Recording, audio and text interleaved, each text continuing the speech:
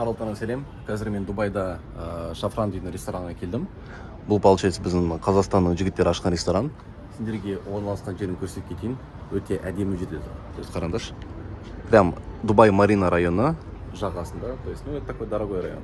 И мен өзіме арендаға Феррари алайын деп шештім. Бағасы где-то $1650 шықты. Полная комплектация, все красиво, как положено. И сіздерге менің өзімнің сделкаларыма біраз разбор жасап кетейін. То есть, мына сделкалардың барлығы керемет табылса келді. Әрине, мен бір күннің ішінде $1500 шығара салған жоқпын. Бұл кликбейт болды, өздерің білесіңдер, олай почти что мүмкін емес. Но волатильность өте керемет ситуацияларды негізінде бізге берген. И самое главное айта кететін нәрсе.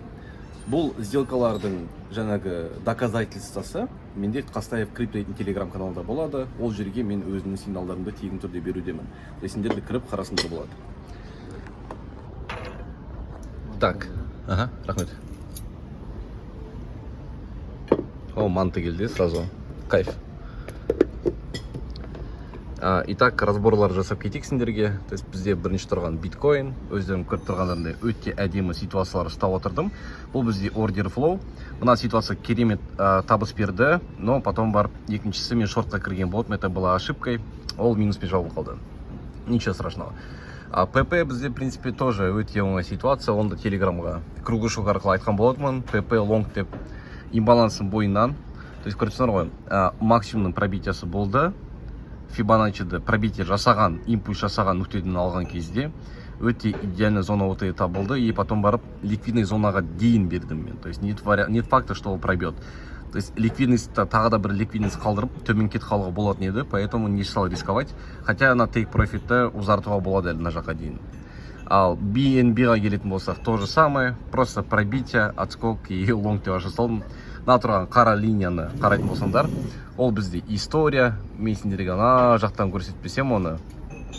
Мына тұрған мне максимумды кесті, отскок и жоғары деген темппен сделкаға кіре салған болатынмын. И, кстати, она тоже хорошая сделка была у меня.